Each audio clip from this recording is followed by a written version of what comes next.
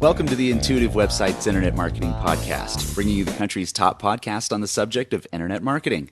I'm your host, Glenn Thayer, and today we'll discuss important design and development issues for your website with the co-founder and CEO of Intuitive Websites, Thomas Young. Hi, Tom. Hi, Glenn. How's it going? Doing great. Hey, in the first 6 podcasts, we focused on strategy, marketing, working with web marketing teams, and planning issues. Well, now it's actually time to get down with the design and development issues. So I guess where should we start? Well, it's interesting, and I wanted to make this point that it would take 6 podcasts to really, talk about web marketing before we actually get into anything to do with design and development. And it just shows how critical it is to plan and research properly before you actually build a website. And so what we're going to do in this podcast is really talk about design and development issues from a broad perspective, kind of take an overview of that, and then later in future podcasts we'll drill down into each of these different areas. Well, let's talk about design. Where should we start? Where should somebody start as far as design issues are concerned? Well, there's really 4 issues to think about. And what we try to do in these podcasts is break everything down so they're manageable and you can get a sense of what it takes to make these things work. And really the first issue is actually the creative design, or the look and feel, the colors and the logo. This is anything that's more or less artistic. It would be considered design elements. Sometimes people will say, well, can we design a website? Well, designing a website has to do with that creative process. The second area is the technology and the foundation that the site's going to sit on. What platform is going to be used? How is the site going to be updated? How is it going to be hosted? How is it going to appear in different computer platforms and different types of web browsers? The third area is the navigational structure, the sitemap, or how is the website set up and how is it layered? And of course, the key thing here is that there's no more than 2 levels, so it's simple and basic, and that it's intuitive. The user doesn't have to think too much as they navigate the site. A sitemap is kind of like the table of contents of a book, and you think of it that way. And then the fourth area is content. What kind of written content, what kind of media and photos and so forth is going to be on the site so that you have some value added. Of course, the content's what people come to see. Everything else just kind of has to stay out of their way so they can get to the content. Well, I know there's a lot of challenges out there that face people who are designing and building successful websites, or even ones that aren't so successful. What are some things that somebody should start with so at least they know, how can I have a successful website as opposed to just having a website? Absolutely. Well, I think the biggest challenge right off the bat is why do we have a website? What's the purpose? What is the strategy of the website?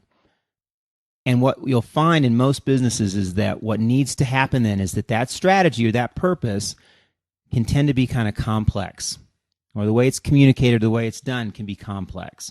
And so the goal then on the website is to take that complex strategy and make it simple. Is it clear what the business does? Can you say on the homepage, for example, in 8 to 12 words, exactly what it is that the business does? Can you keep the homepage engaging, but at the same time pleasant? So you have these 2 kind of contrasting things happen. You want a nice design and a pleasant look, but it has to be engaging enough to capture someone and bring them in so that they'll either buy or become a lead for you or whatever your objective is. So if you were to put this, equate this to a business plan, this would be the executive summary for the website. Exactly what are you doing? What are you trying to accomplish? What do you do as a business, or whatever reason you have the website up? That's what you want to get clear on. And I think that's one of the biggest challenges for businesses is how they do that succinctly and how they communicate it in a very simple way on the web that meets users' needs. So there's a lot of stuff on the web when you surf the web, and especially when I surf the web, I see all these extensions. I'm used to seeing HTML as being the hypertext markup language, and that's the language of the web. Now, these days you search and you can have a web page that's .asp or .php or .cfm. What exactly are those? Well, what you're talking about are the extensions that show up in the web address bar in a browser. And at the end of a web page, you'll see a dot something, and the most common is .html. But now you're seeing .asp and .php and all these other extensions. So how would somebody know what to do their site in? I mean, should I have my site and have it be .asp instead of .html? Well, That's a good question. And I want to back up a second. And the first question you want to ask is, do we want to maintain our own site? Do we want internal people to be able to update the site and maintain it? Or is this something that we're just going to have technology people run and maintain? Because when you answer that question, then you start looking at whether or not you're going to have the site set up in what's called a CMS system, or if you're going to have the site set up in some form of HTML or... What is a CMS system? Well, yeah, let's talk about CMS, because we really see this as the wave of the future on the web, and more clients are heading that direction. CMS, content management systems, are basically platforms that allow you to make your website a software tool. You could see it that way. And folks that are in your business then can log on through any web browser and make updates to this website using the CMS system. So the website becomes more of an interactive tool and a way to post information and update it, immediately internally, as opposed to something that's built by a set of techie people or developers off-site. So, well, what kind of things can be updated through a content management system? Well, actually, the entire site. I mean, anything on the site can be updated, but for the most part, it's usually pictures and text. Picture, text. I mean, navigation, everything can be updated, but for the most part, folks that work internally in the business, let's say if they're a marketing manager or something like that, they're going to work on content. They're going to be changing and updating content. And so what generally happens is a developer will set up a CMS template. So the site is basically put together, and you go into the pages that you want to go into and update your content. Now, the things to be careful there is that you don't end up with a cookie cutter site, or where the design is just so basic and simple that it's not engaging and not pleasant to look at. So you want to give it some thought. But once the design is in place, the architecture is in place, then content and photos and things like that can be updated really easily in CMS systems. So how would somebody go about setting up a content management system for their website? Well, you want to have someone either on your team or an external company that really knows how to do this, and they're going to lead that project. They're going to be technical people for the most part. And there's two schools of thought on the CMS. There's a lot of players, but for the most part, we look at either a Microsoft product called .NET that develops CMS platforms, or there's a whole host of open source groups out there. Like if you go to joomla.org, you can see what they're doing. How's that spelled? It's at joomla.org. And what these folks are doing is there's just a bunch of developers that have formed a community, and they're putting code out on the web for free, basically. But you have to be a developer to know how to use it. You have to be fairly technical. And you can use those systems to develop real powerful CMS websites with a lot of plugins and different applications. Now, the key thing to understand is that Microsoft, if you work in a Microsoft CMS, you're going to be tied to the Microsoft platform. If you work in an open source Joomla type system, you're going to have less restrictions and less rules, and that could be a good thing or a bad thing. It's good because you have a lot of flexibility. You can move to different servers and things like that.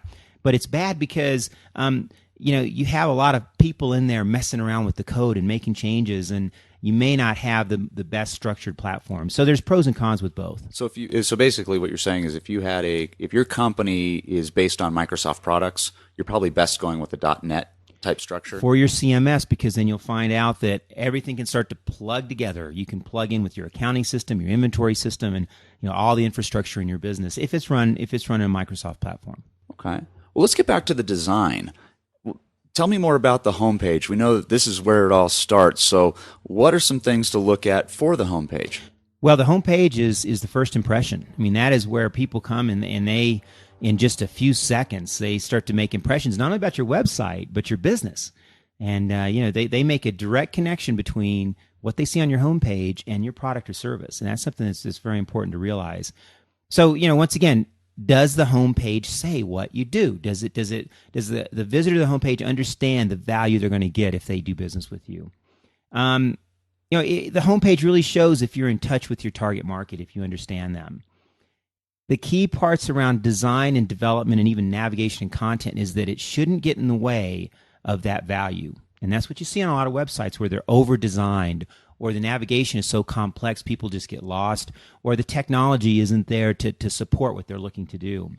So once again, the key thing with the homepage is to keep it simple, have an engaging design that draws people in. Something about the homepage here. There's been some discussions that have been going around, and I'd like your opinion on it. As far as Flash is concerned, a lot of people are designing their entire websites in Flash these days. So when you log in, you have this Flash homepage. Now I understand from search engines, and I know we went over a little bit from one of the other podcasts that we did. What is the best way if somebody wanted to have a complete Flash site? What's really the best way to do that for your homepage? Is it best to have a static homepage and then have it click here to enter and then your Flash site comes up? Or should you have that Flash site just come up? Well, my rule of thumb is that if you're a Flash developer and you really want to highlight what you can do in Flash, then build your site in Flash and do that. For most companies, the vast majority of companies, there really is very little need for Flash on your website, and we recommend that you do not build your website in Flash. Now, having said that, you can ask this question, and the question is, does the Flash on our site get in the way of the user getting value? Why is the Flash there? Is it there to just impress a few high-level managers, or is it there to showcase value? And if it's going to showcase value, you're probably a Flash developer. So ask that question. What is the Flash doing? Is it getting in the way, or is it enhancing the experience? Now, ways that it can enhance the experience is if it's subtle and simple.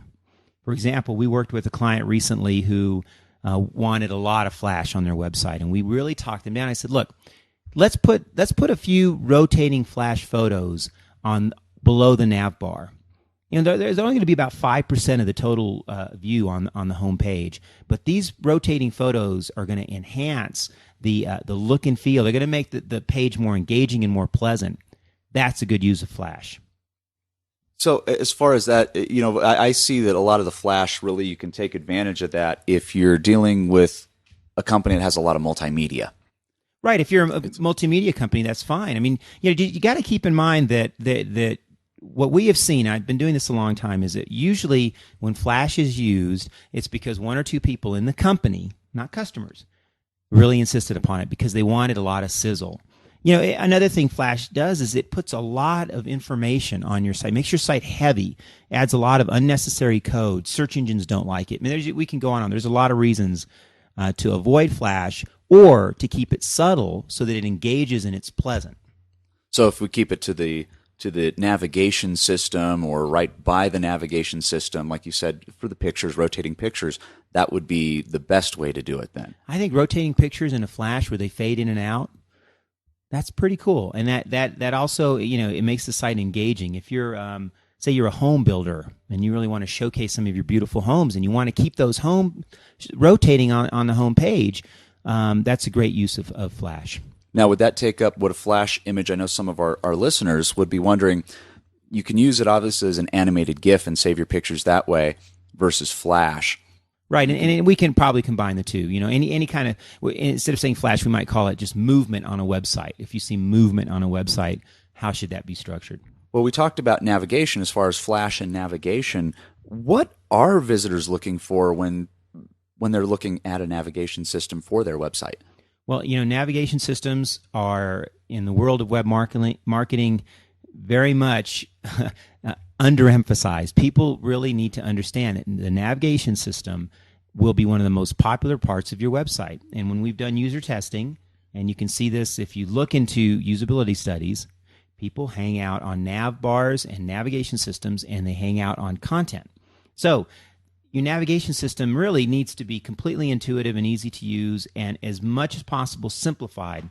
Pull down menus are the best way to go if you have to have a more complex navigation system.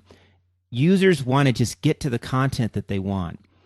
So it's important to title your links in their words, not the words of the company, not the company speak, but the speak of customers. And as much as possible, keep navigation systems consistent throughout the site so they're very easy to follow. Now, I've seen some things on some of the sites as far as telling you exactly where you are.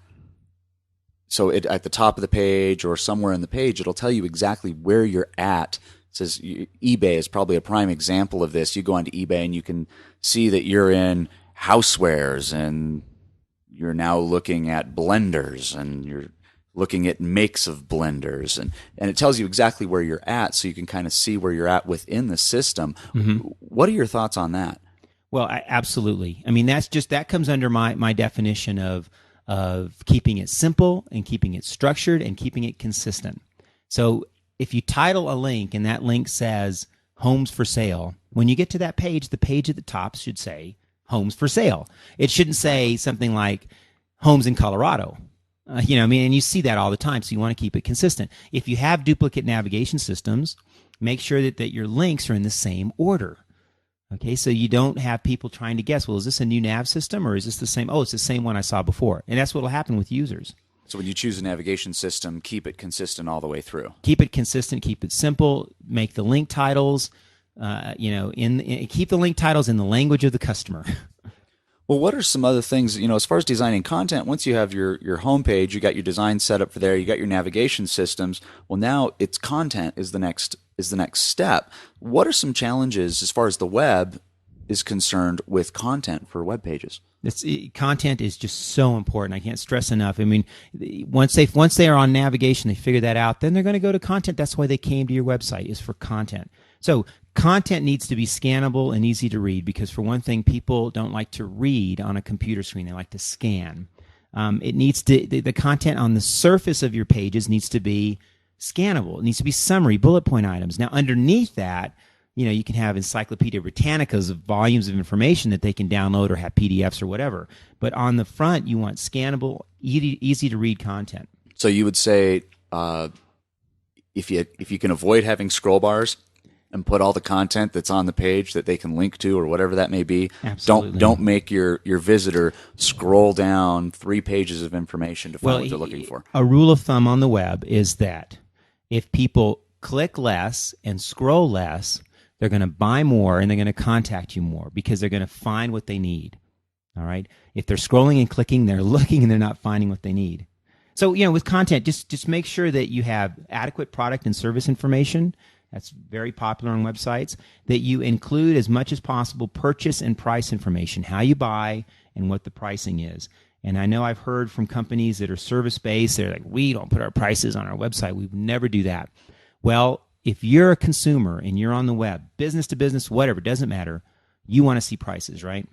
So you've got to find ways to show at least ballpark pricing on the web, because people want that.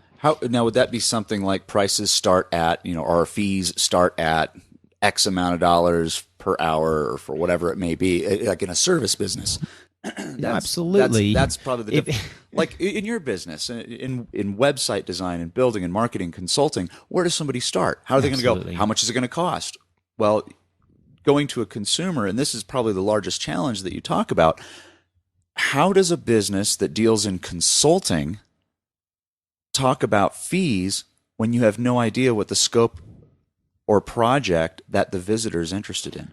Well, you find a way to do that. You find a way to give them a price range, and that price range in itself will either eliminate people that aren't qualified or will help you stand above your competitors that don't do pricing, but you have to find a way to communicate that. How would you do how do you do it with intuitive websites? Well, we have one of our products is an internet marketing plan, and that internet marketing plan can be done for a website that's 50 pages or 50,000 pages. So what we do is we give a price range. The internet marketing plans range from $3,500 to $6,500, depending on the size of your website, and that would be the same for any type of consulting or service-based product. I just think that people want to see pricing, so you should offer it to them, and I think that it'll do 2 big things for you. One is it'll be a competitive advantage because a lot of people don't do it, and 2, it'll help you qualify visitors to your site, because they'll look and they'll say expensive, high quality. That's who I want. Or if they're looking for someone who's bottom basement pricing, they'll leave your site. So, Tom, what else should we know about content? Well, here's kind of a rule of thumb to think about content. One is that the content on your site should do a couple of things. Either improves the quality of life for the visitor, so some kind of they're getting some enjoyment from being on the site and looking at the content, reading the content, or getting information.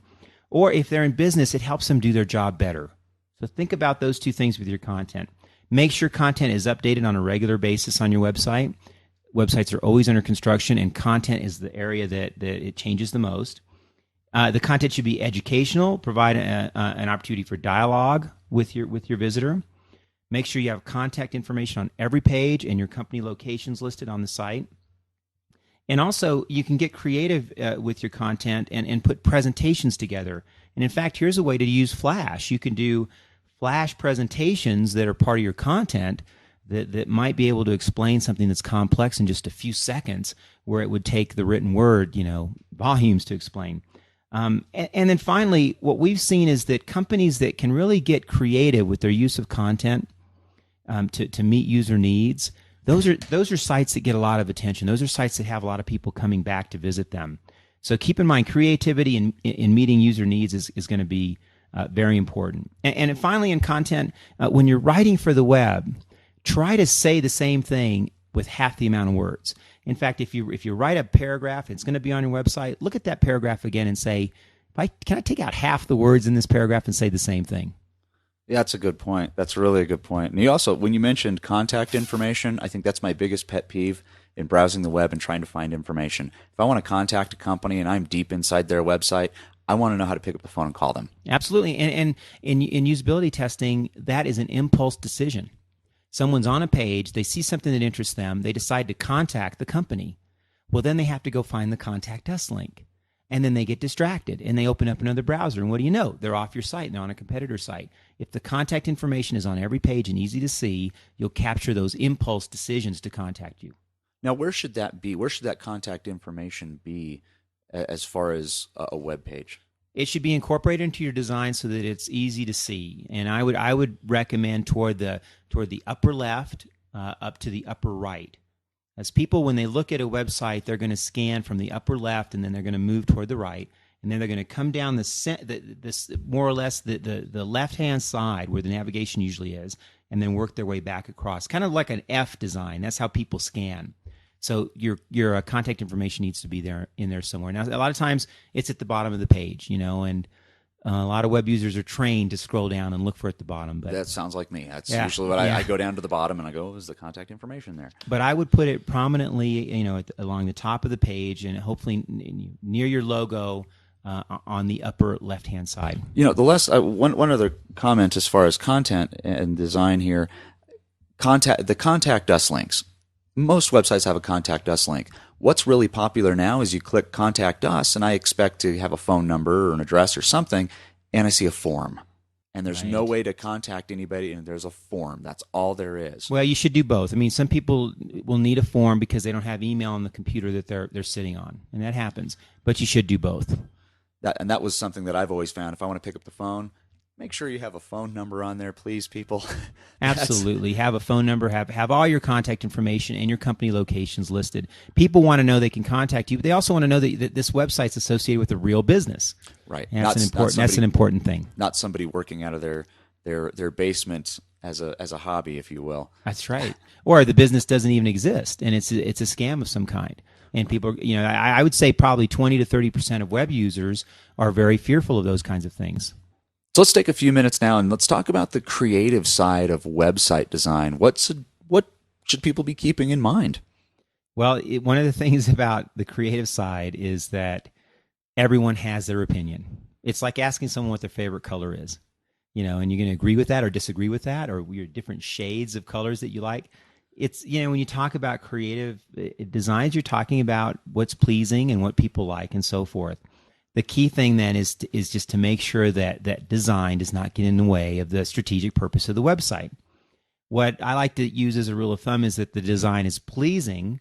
It includes nice photography, which is critical on the web, and that that the photos have captions, and that it's just set up so that people can get to what they want without being hooked up on, oh, what is that? Or why is that there? Or that's drawing me away, or it's too much of this. What do you mean by captions on photos?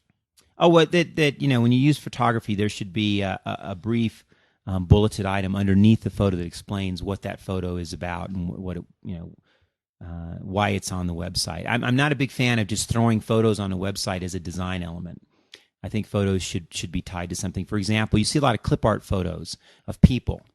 Well, why not make those clip art photos of your customers with a testimonial caption? So here's this at, let's say it's banking. Here's Bill Smith taking out a loan with And then you have a picture Susan. of Bill Smith, a representation of Bill Smith, and underneath that photo, there's a quote from Bill. I've banked here for 25 years. I love this bank, or whatever it might be. But what you're doing then is you're engaging with your design. Instead of just throwing things up there, you're engaging with the design. Okay. And it's, other things that are very important, and if you have a professional designer, they will do this, is you want to make sure you have contrasting colors and graphics. You want to make sure that there's consistent fonts, and that your color scheme is consistent throughout.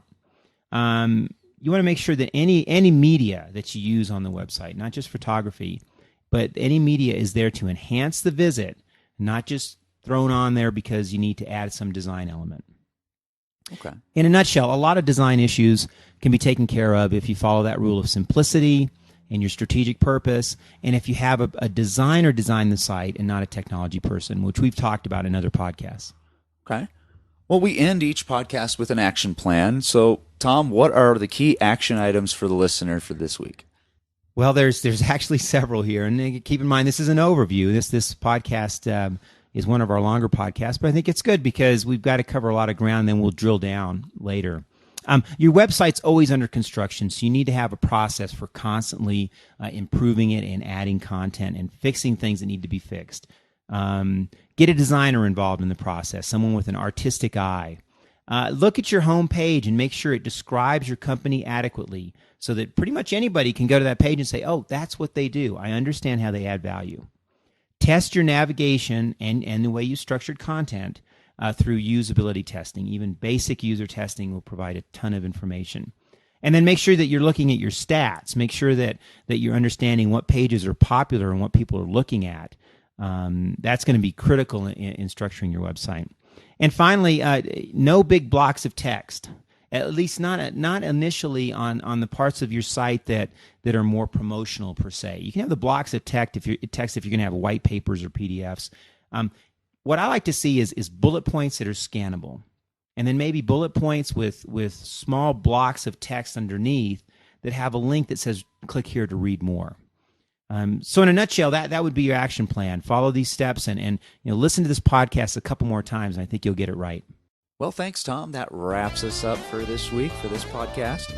This has been an Intuitive Websites Internet Marketing Podcast, and for more information and see all the available podcasts and much more, visit intuitivewebsites.com.